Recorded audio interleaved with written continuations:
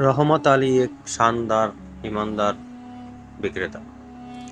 তিনি সবসময় চায় ভালোভাবে বেচাকেনা করতে, কিন্তু তার পাশেই ছিল একজন লোক, তাকে প্রতিদ্বন্দ্বী, তাকে সবসময় ফলো করতো এবং সে ফলো করে এক পর্যায়ে তিনি একটি বড় দোকান দিয়ে দেয় এবং সস্তা এবং কম মূল্যে সেই দোকানটি সবকিছু বিক্রি করত।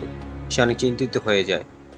এক পর্যায়ে সে অল্প দামে বিক্রি করা শুরু করে। একদিন এক শানদার লোক আসে, যে কিনা বেশভূষ সাধারণ, কিন্তু সে একটি আঙ্গুরটি তাকে অফার করে। এক পর্যায়ে আঙ্গুরটিটা তিনি 500 দিনার অফারে বিক্রি করার জন্য তাকে প্রপোজ করে এবং তিনি সেটা কিনে নেয়। তো রফিক মিয়া সেই আঙ্গুরটি এই স্বর্ণকারের কাছে নিয়ে যায় এবং স্বর্ণকার বলে, এটা তো নকলি সোনা। তো নকলি সোনা হওয়ার কারণে সে খুবই রাগান্বিত হয়ে যায়, এক পর্যায়ে খুবই খিটখিটে মেজাজে হয়ে যায়। এদিকে রহমত আলী, তিনিও তার ইমানদারের কারণে বিক্রি করতে থাকে।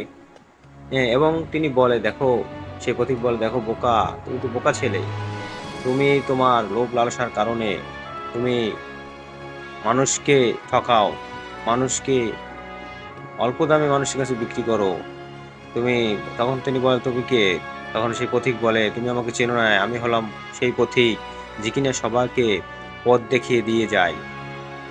সে খুবই লজ্জিত হয় এবং এক পর্যায়ে সে বসে থাকে লজ্জার কারণে।